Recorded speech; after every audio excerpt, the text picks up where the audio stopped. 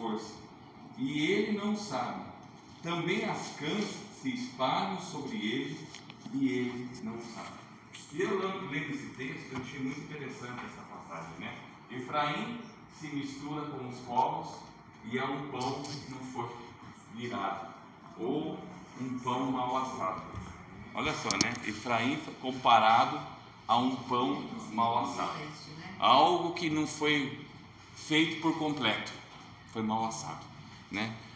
Antes da gente falar sobre esse tema, que eu gostaria de falar sobre o pão mal assado, eu queria que a gente entendesse um pouco quem foi Efraim. É importante a gente saber por que o profeta Oséias compara Efraim a um pão que não foi assado. Pois bem, Efraim, só para a gente, eu sei que vocês também conhecem a história, que está lá em Gênesis 48. Efraim é um dos filhos de José. José teve dois filhos, Manassés, o mais velho, e Efraim, o mais novo, né? E quando José estava no Egito e tinha esses dois filhos, e ele era descendente de Jacó, vocês conhecem, né, a história, né? 12 filhos de Jacó, a história de José, estava lá no Egito. Ele teve dois filhos no Egito. Então grava isso, né? Os outros filhos de Jacó tiveram seus filhos dentro da propriedade onde estava Jacó mesmo. Só José teve filho fora e no Egito. O que significa o Egito para nós? O mundo, o sistema mundano. Ele teve dois filhos ali. E ele ficou sabendo que o pai dele, Jacó, José ficou sabendo que o pai dele, Jacó, estava para morrer, estava muito ruim, a ponto que ele nem enxergava direito. Quando ele ficou sabendo disso, ele saiu do Egito e levou os dois filhos para receber a bênção do pai dele, o último patriarca, né? Abraão, Isaac e Jacó. E ele entendia que o pai dele tinha bens para derramar para os filhos, assim como nós temos bens para dar para os nossos filhos. E ele chegou lá e o pai dele se esforçou, vocês podem ler isso, está em Gênesis 48, né? O pai se esforçou, sentou na cama quando chegou os filhos, e José chegou com Manassés, o mais velho, e colocou na direção da mão direita de Jacó, e o mais novo, Efraim, na mão esquerda, na direção da mão esquerda, para receber a bênção. E naquela época a bênção vinha pela mão direita. Só que na hora de abençoar os dois filhos de José, Jacó cruzou o braço, diz o texto, e colocou a mão direita sobre Efraim e a mão esquerda sobre Manassés, o mais velho.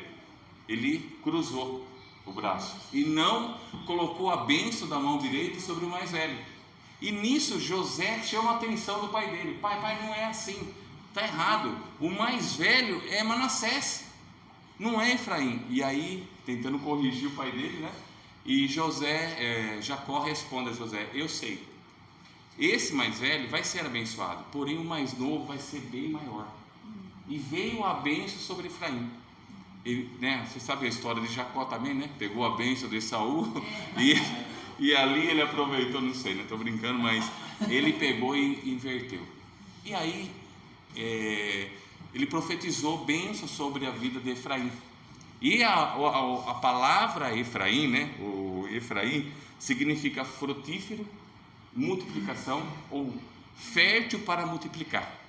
E Efraim se tornou a maior tribo que tinha depois de Israel, a ponto que quando dividiu o reino do sul, o reino do norte, e ficou o reino do sul para Judá, então começou a falar Judá, tal, e o reino do norte, onde estava Israel e outros reinos lá, Efraim sobressaiu, porque ele multiplicou, ocupou montanhas e vales, e o povo dele realmente, a ponto que quando fala em Efraim, a gente já pode assemelhar até Israel, tão forte que ficou, né? Aí eu só abrindo um parênteses aqui, é Deus que escolhe as pessoas, não é verdade?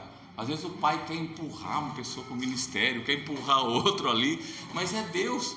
Eu não entendi por que a história conta que Jacó troca a mão e abençoa. É Deus que faz o que ele quer, amém? Ali representava Deus, Jacó, Efraim ali, né, sendo abençoado por Deus, e Deus mostra ali, e ele se tornou frutífero, né? Então, só um parênteses para conhecer quem era Efraim. E aqui, né, agora que a gente entende um pouquinho de quem foi Efraim, nós precisamos entender por que o profeta Oséias compara Efraim a um pão mal assado, né? Efraim se mistura, né? Porque foi virado de um lado só, né? Então vamos assim tentar juntos, né, conversar sobre esse assunto aqui. A primeira parte do versículo 8, o João, sabe o que eu queria? Meire, não sei, um pouquinho de água. Eu falo muito e eu canso também assim de vai ficando seco, né? A primeira parte que nós lemos do versículo 8 fala que o que? Efraim, o que ele fazia com os povos? Como que diz o texto da sua Bíblia? Efraim se mistura, né? Efraim, ele estava aqui cometendo um grande erro na sua caminhada. Nós estamos falando sobre caminhada, né? Nós falamos, a introdução minha foi sobre isso, e é sobre isso que eu estou escrevendo, a nossa caminhada no decorrer da nossa vida cristã. E ele cometeu um grande erro na sua caminhada. Em muitos momentos da sua vida, Efraim falava assim que adorava a Deus, que servia a Deus, que Deus era o Deus todo-poderoso da vida dele, que não existia outro Deus. E em outros momentos ele estava envolvido com outros deuses, misturado costumes, práticas pagãs ou deuses estranhos. Ele andava nesse conflito.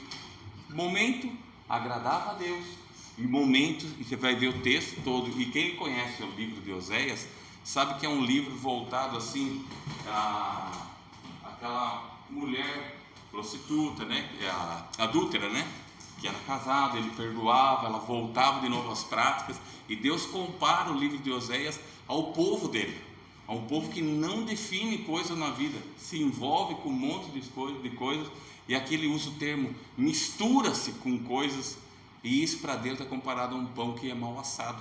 Olha a situação. E a gente tem que tomar cuidado com isso, né?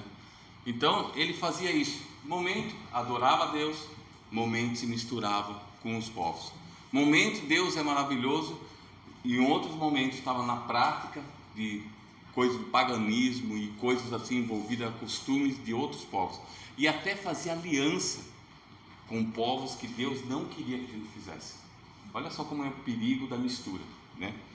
E esse é o grande perigo na nossa caminhada, e eu coloquei assim, um dos grandes perigos da nossa caminhada é a indefinição.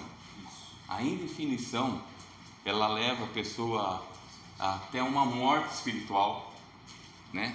É algo assim que pode não fazer com que seja firme e persistente, que lá em Atos 2, né? E perseveravam na doutrina. A indefinição oscila, né? A indefinição, ela pode até causar, vamos usar um exemplo aqui, acidente no trânsito, né? Não é verdade? Eu já vi cenas assim de vídeo assim de pessoas que estão indecisas e pá, acontece um acidente. Esses dias mesmo, né, um tempinho atrás, eu encontrei um amigo meu com o carro dele, a frente toda amassada. Falei, rapaz, o que aconteceu? Ele falou assim, eu estava entrando numa rua, estava bem movimentada, e o carro na frente fez que foi e não foi, e eu fiz que fui e fui, e acabou com a frente do carro dele, né? A indefinição causa acidente nas nossas vidas, né? Sabe essa questão de não definir, a indefinição, ela trava áreas da nossa vida, e a gente precisa tomar cuidado com isso.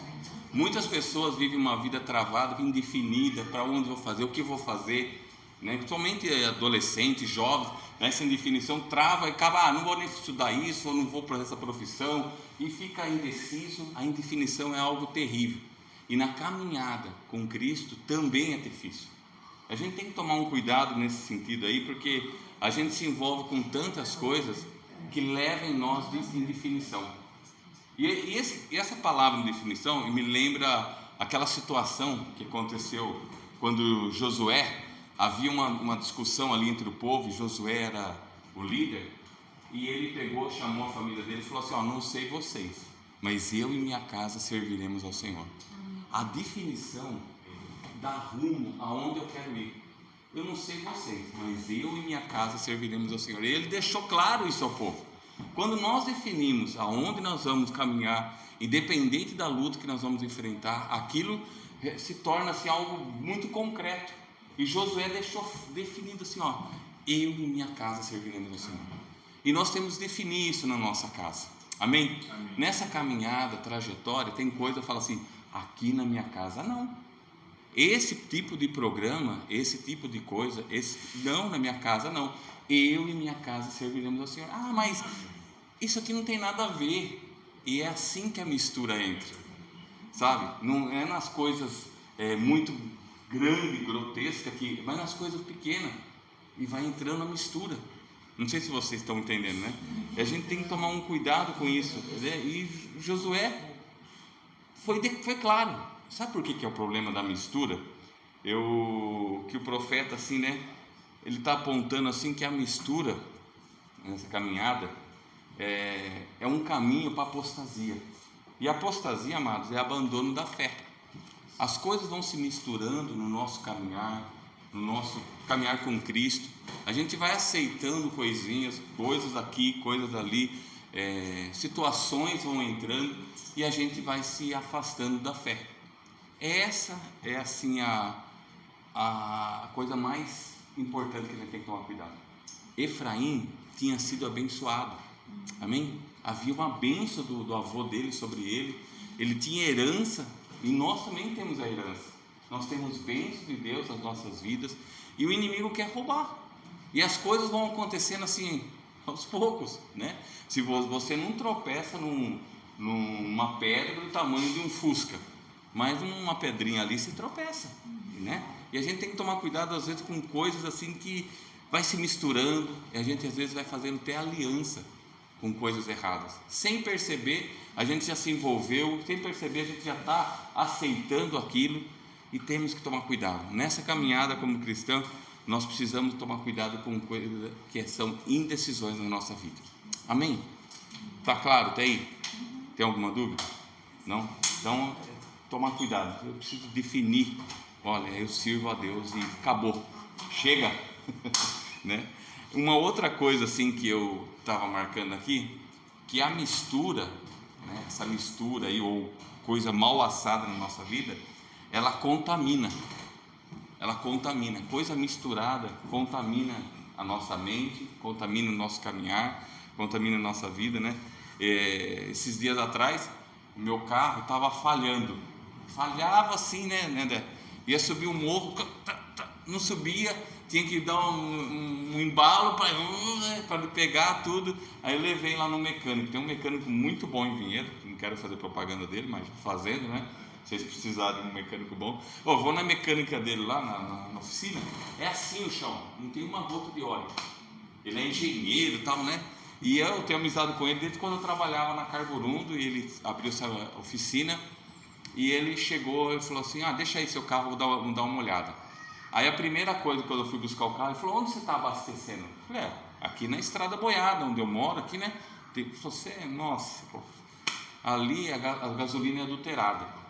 Ele falou: cara, que vem de carro com problema de lá. Ele falou: você vai para um carro, vai para um posto melhor, já indicou um posto, né? Ele falou assim: e o que você fez no carro? Ele falou: olha, troquei vela, cabo de vela, não sei o que. E ele falou uma frase que eu estava escrevendo isso, eu lembrei. Ele falou: o filtro de combustível do seu carro está contaminado. A mistura contamina o filtro, né? Ele falou assim: eu troquei o filtro também. Isso é simples, baratinho, ele falou, né? Isso é simples, baratinho, mas o filtro tem que estar limpo. É onde passa as coisas e ali para a impureza. E o seu filtro, meu não, né? Do carro, né? Ficou todo contaminado por causa de uma gasolina, de um combustível misturado. Ele falou: não é original. E a mistura faz isso, ela contamina. Se a gente não andar na verdade, outras coisas vão querer tomar lugar na nossa vida e vai querer misturar e vai contaminar as nossas vidas. Como é importante nós sabermos o que a palavra diz, né? Eu lembro de uma história quando eu estava fazendo teologia, e o professor e pastor lá estava contando que ele tinha um amigo, e depois ele perdeu o contato, né? Cada um fazia a faculdade junto, perdeu o contato, tal. Passaram anos, eles se encontraram no aeroporto. E aí conversava: como é que você está aqui? O que você está fazendo? Aí ele falou assim: olha, eu trabalho para o FBI nos Estados Unidos. E eu trabalho numa divisão que voa atrás de dólar falso. Aí a gente detecta onde está os dólares, né? E tenta seguir para tentar pegar quem está traficando esse dólar falso. E esse amigo meu aí, ele é amigo meu mesmo, esse pastor, professor aí ele perguntou assim: nossa, mas como que vocês fazem para descobrir o dólar falso? Vocês estudam o dólar falso? Ele falou: não, pelo contrário. A gente chegou uma época do estudo que a gente ficava 8 horas por dia estudando o dólar verdadeiro, porque a hora que pegava o falso a gente detectava na hora. Às vezes a gente fica pensando em estudar coisas, né? Ai, o que aquela religião fala, o que aquele outro fala. A gente tem que se aprofundar no que é verdadeiro. Amém? Porque a hora que cai o falso na nossa mão, a gente detecta. Quando cai algo que é contaminado na nossa mão, a gente fala: peraí, na Bíblia não está isso. Como que eu vou saber o verdadeiro se eu não estudo o verdadeiro, né? Como que vai entrar a mistura se eu não sei o que é o verdadeiro, que é o original? Então, amados, uma das coisas assim, um alerta, né, na nossa vida, no nosso caminhar, se aprofunda no que é verdadeiro. Amém? A hora que cair algo misturado, a hora que cair algo assim que você vê que não é, vai detectar uma luz. Opa, e é assim que o cara descobriu o dólar falso. O FBI trabalhava, eu achei muito interessante, né? Eles estudavam o que é verdadeiro. Então vamos gastar, investir o nosso tempo naquilo que é verdadeiro. Então a mistura, ela tem algo terrível. E uma das coisas que fez na vida de Efraim, ela estava tirando a fertilidade, a bênção que foi derramado sobre ele, sobre o nome dele, estava retirando dele, né? Ele não estava mais frutífero para o reino, não estava mais dando fruto daquilo que ele era chamado para ser, né? Uma pessoa que ia multiplicar, frutificar. Ele não estava fazendo isso. Em outras palavras, né? Ele estava perdendo a identidade. A mistura, né? Essa coisa que a gente vive de um jeito, vive do outro, tudo, tira a nossa identidade como filho de Deus. Efraim estava perdendo a sua identidade. Havia algo sobre a vida dele: você é frutífero, você é abençoado, você multiplica. Porém, a mistura tira dele a identidade dele, né? Então é isso que nós temos que tomar cuidado. Efraim estava assim como uma massa no povo mundano, por isso que ele é comparado com um bolo. Ele estava misturado na massa, né? Tudo aquilo era um bolo e semelhante a eles. Ele não fazia mais a diferença como povo de Deus naquela região. Ele não influenciava mais. E isso chama a nossa atenção como povo de Deus. Como filhos de Deus, nós temos que fazer a diferença. Amém? Como filho de Deus, nós temos que ser luz, sal, fazer a diferença, influenciar. E é algo que Efraim não estava mais fazendo. Aquele povo, toda vez que fala Efraim, já pode associar a Israel, tá? E pode associar também à igreja, que nós estamos trazendo para o nosso dia, né? E foi assim que ele, sem perceber, foi se envolvendo, foi se misturando, foi pegando a forma daqueles povos, foi trazendo para dentro da casa dele, foi trazendo para dentro do povo, e ele não fazia diferença nenhuma, se misturava, né?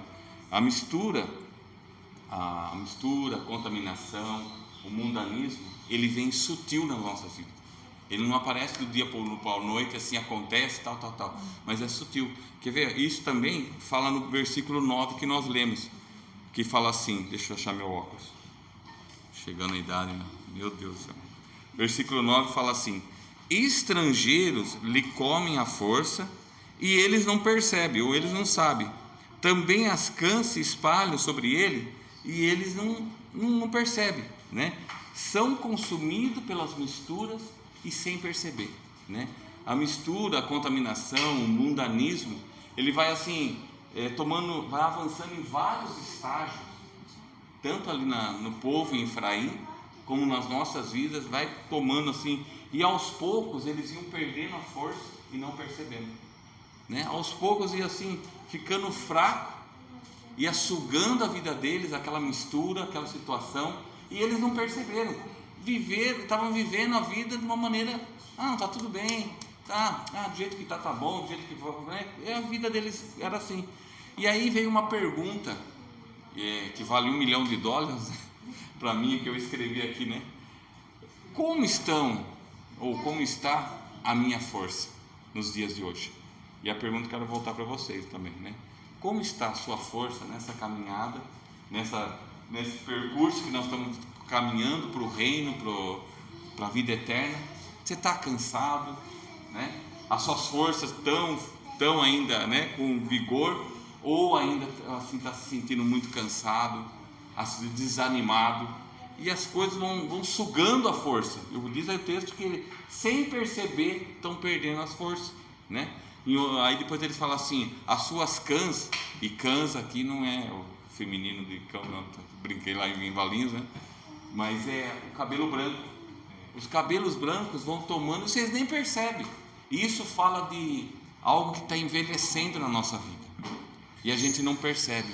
A gente se torna velho com as coisas, insensíveis com outras, e a gente as misturas vêm e as coisas vão caminhando junto com a gente. A hora que viu, o nosso cabelo ficou branco, você nem percebeu. Quando o meu cabelo começou a ficar branco, minha esposa já falou, nossa, está ficando. Eu falei, eu já tinha visto, não precisa falar, né? Já tinha visto, não precisa ficar tocando nesse assunto não, que o meu cabelo está bem branco. Mas a contaminação é assim, vocês estão entendendo? São estágios na nossa vida, e esse povo estava assim, né? Eles estavam se envolvendo, se misturando, e não estavam percebendo. E esse foi algo que Deus pega o Oséias e fala assim, alerta Efraim. É como Deus falando para nós hoje, alerta esse povo, né? E aí nós vamos ver agora a parte B do versículo 8, que diz assim, Efraim é um pão que não foi virado, né? Ou um bolo que foi mal assado, ou assado de um lado só. Naquela época o pão, ele era tipo uma panqueca, né? Era feito na pedra quente, se você deixasse de um lado ele queimava, não servia, o outro lado ficava cru, né? E com as misturas aqui de Efraim com o povo pagão, com esses povos aí, né? Com os ímpios, a aceitação de outros deuses, a aceitação de costumes, sabe? Foi entrando ali, e Efraim se tornou esse pão mal virado, né? Um virado ou mal assado de um lado só. Ele estava comparado assim, metade de você serve a Deus, a outra metade não. Era isso que estava querendo dizer o texto. Metade você serve a Deus, e a outra metade está servindo o mundo. A outra metade de você está ainda nos costumes mundanos, né? E eu lembro assim, quando eu era adolescente, né? Dos 14, 15 anos, eu sempre gostei de encontro de jovens, sempre gostei de, né? Amava Deus, né? Eu amo Deus, né? Porém, eu também gostava de ir com meus amigos em outras coisas, né? Então eu vivia uma vida dupla, essa é a verdade. Eu era uma coisa dentro da igreja, eu sabia o linguajar cristão, né? Todo o crentez, eu era prático nisso. Mas eu também tinha uma mistura com o mundo, eu gostava das coisas do mundo. E isso foi algo assim que eu caminhei um tempo na minha vida cristã indefinido, porque eu amava a Deus, mas também queria fazer umas coisas ali.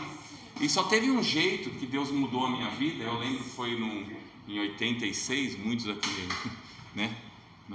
Acho que não estava ainda aqui na igreja, acho que não, né? Em 86? Não, então me respeita que eu sou velho de igreja. E eu estava numa indecisão muito forte. E a minha oração para Deus foi assim: Deus, ou o Senhor me muda, ou eu vou mudar para o mundo, porque eu não quero mais viver desse jeito. Uma hora eu sou uma coisa dentro da igreja, eu sou uma outra coisa lá fora. Eu amo o Senhor, mas ainda eu tenho coisas na minha vida que eu estou caminhando com ela e eu quero. E aquilo foi assim um marco na minha vida, divisor de água totalmente. Deus me batizou com o Espírito Santo, e eu percebi que assa a nossa vida, o pão por inteiro, é o Espírito Santo. Não é as nossas teologias, não são as coisas que eu conheço, mas é a nossa dependência de ser batizado com o Espírito Santo. Eu entendi naquele dia, e foi algo assim que marcou a minha vida. Aquilo, sabe, mas tirou todas as escamas dos meus olhos quando o Espírito Santo veio sobre a minha vida. Até então eu vivia uma vida acostumada, como que é viver dentro da igreja e também se misturando com as coisas do mundo. Aquele dia foi um marco na minha vida. Eu nunca mais esqueço desse encontro e de 1986 na minha vida. algo que mudou. E aquilo foi radical. E eu falei: Deus, eu defino por Senhor. Eu quero servir, porque eu não quero brincar com as coisas do Senhor. E aquilo foi muito forte na minha vida, né? Algo assim que Deus mudou totalmente na minha vida, né? E eu era esse bolo mal assado, né? Na igreja era uma coisa, no mundo era outra, e eu não influenciava, não fazia diferença.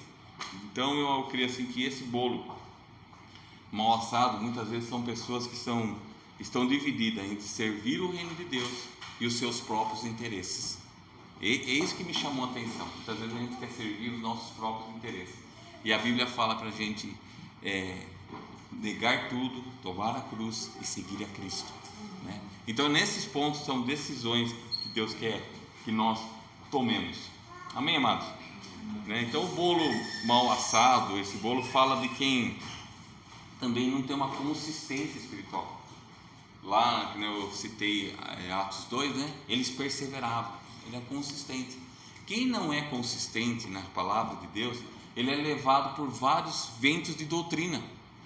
Aquele que não se esforça em conhecer o que é verdade, ele vai ser levado por outras coisas, né? Então, essa frase assim, bolo mal assado, falta em nós consistência naquilo que nós cremos. Fala de nós persistirmos naquilo que é verdade, né? Bolo também fala assim de uma conversão pela metade. Não, até aí eu concordo, aí aqui já não, vai mexer nisso área na minha vida, vai mexer aonde não deve, então até aqui eu concordo com você. Não, a conversão tem que ser genuína, é tudo rendido a Deus, amém? Tudo pertence a Ele, a nossa vida é dele, e às vezes a gente fica conservando coisas da nossa vida e a nossa conversão não é completa. Deus quer só uma coisa de nós, sabe o que? Tudo. É só isso que Deus pede de nós, tudo. E sabe o que é tudo em grego? É tudo, é isso mesmo, não tem outra definição melhor do que tudo, é tudo, né? Então, o bolo, nós precisamos ser esse pão, mas um bolo bem assado, amém? Um bolo que possa alimentar pessoas. Nós temos que ser pessoas que alimentem pessoas, porque um bolo assado de um lado só, eu não sei se alguém já comeu bolo meio cru aqui, é intragável, né? Bolo, ele não serve para alimentar a pessoa, ele é ruim, não é? E eu pus até uma frase assim, ó: um pão ou um bolo que não foi assado, ele não presta para comer, mas dá dó de jogar fora, né? A gente estava com um problema lá com o fogão lá em casa, o forno de casa, ele lá assa o que está no fundo e na frente, ou é o contrário, né? Por aí tem que ficar virando a forma para assar por completo lá em casa o bolo, né? Então se você pega algo assim que está mal assado, aí você fala, aí eu falei, não dá para aproveitar esse ladinho aqui que está bem assado, o restante joga fora, mas você fica com dó de jogar. E Deus olha para nós muitas vezes quando nós não estamos assados por completo, ou, né, aquele cheio do Espírito Santo que eu falei para você, que o que realmente nos completa é a presença do Espírito Santo que já está em nós. Nós devemos darmos liberdade a ela. Às vezes a gente tenta separar coisas, né? Não, isso aqui não dá dó de jogar fora, tá cru, mas vamos tentar, né? E nós precisamos, como cristãos, como discípulos, nós precisamos nos tornar pão bem assado para alimentar pessoas, amém? Nós precisamos ser bolo que alimente vidas, pessoas assim que chegam até nós e encontram conteúdo de Cristo em nós. Quantas pessoas, né? Minha esposa trabalha como conselho tutelar lá em Vinhedo, é conselheira.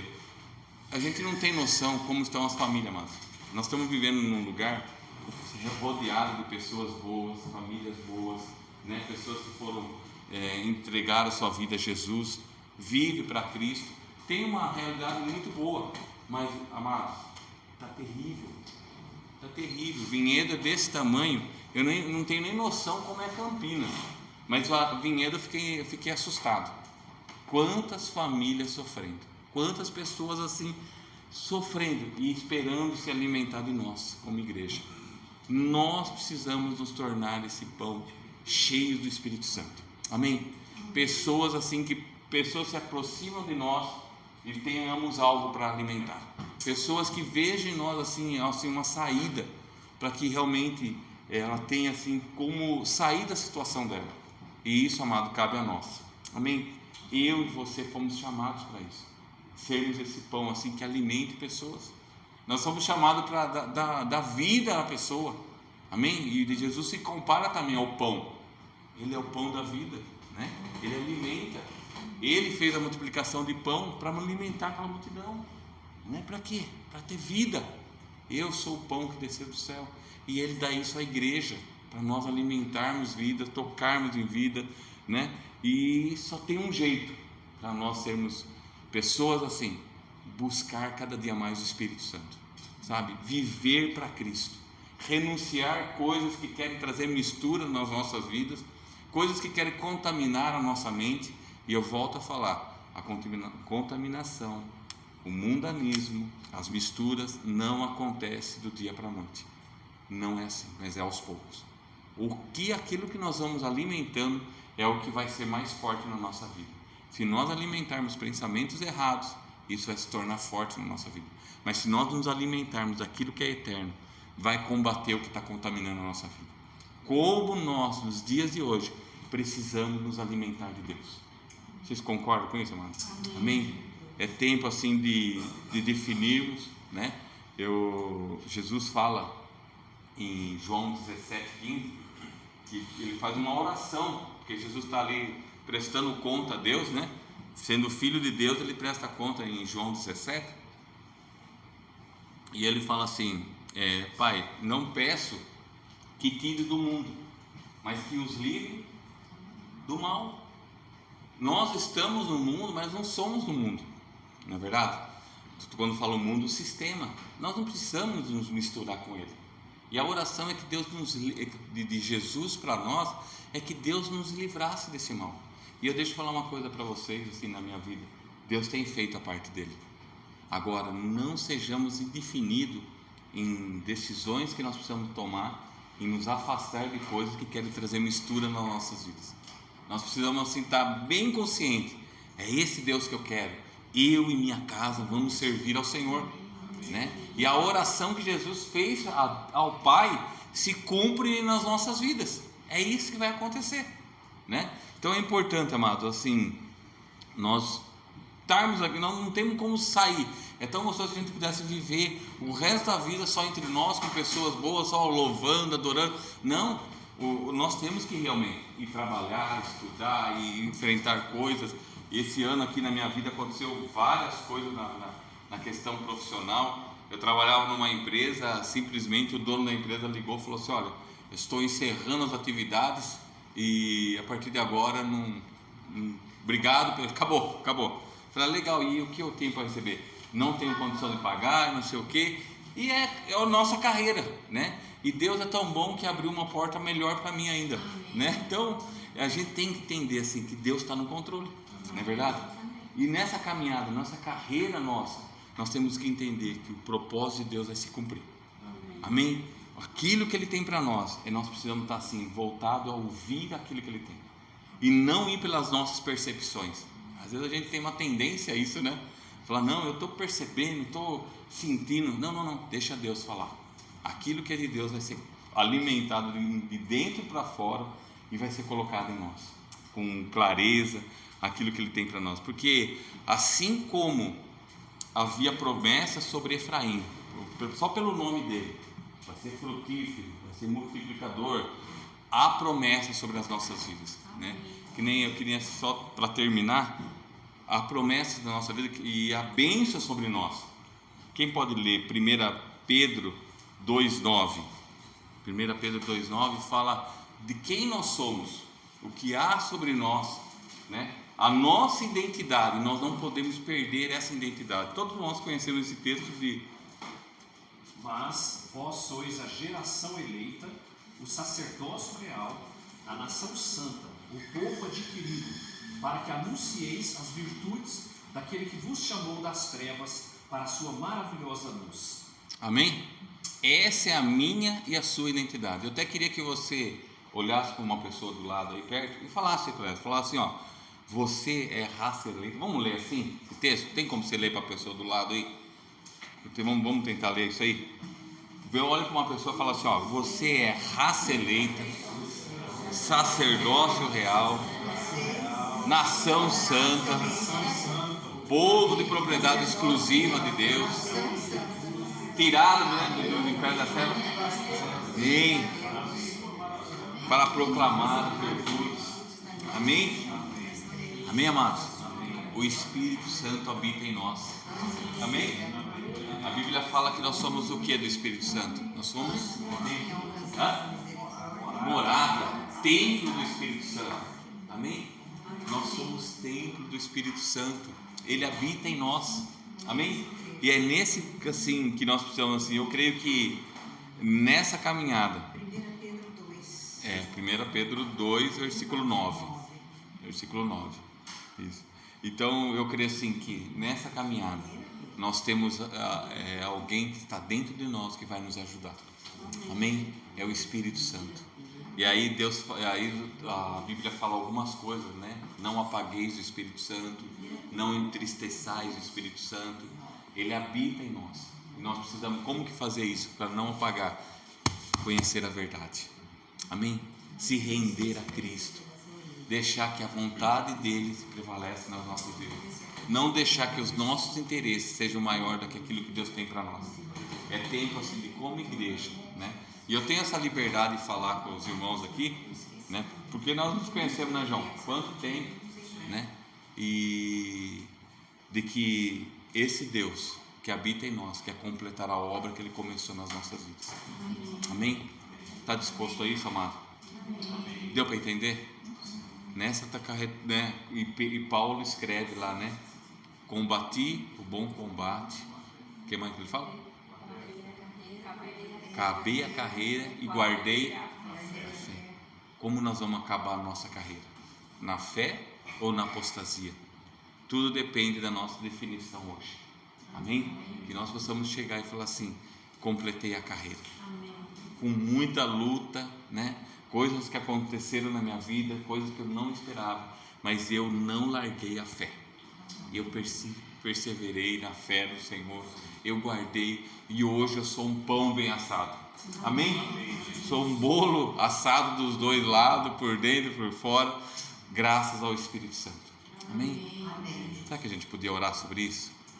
Amém? Queria que a gente orasse por isso, queria que cada um fizesse uma oração, você e Deus, né? Fechasse seus olhos e se há coisas assim que está mal assada, vamos usar esse termo aqui só para a gente se familiarizar, né?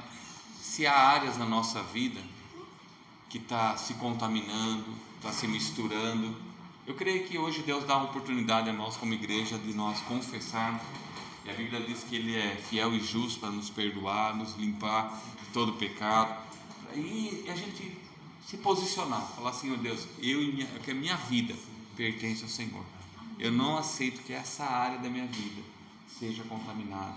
Comece a orar, você e Deus, da maneira que você quer. Senhor Jesus, nós dependemos do Senhor. Nessa manhã nós dizemos que o Senhor é o que comanda as nossas vidas. O Senhor é aquele que conhece tudo que nós somos, tudo que temos. Diante de Ti nós apresentamos o nosso coração, abrindo seu coração diante de Deus. Oh Espírito Santo, venha sobre nós, venha sobre nós.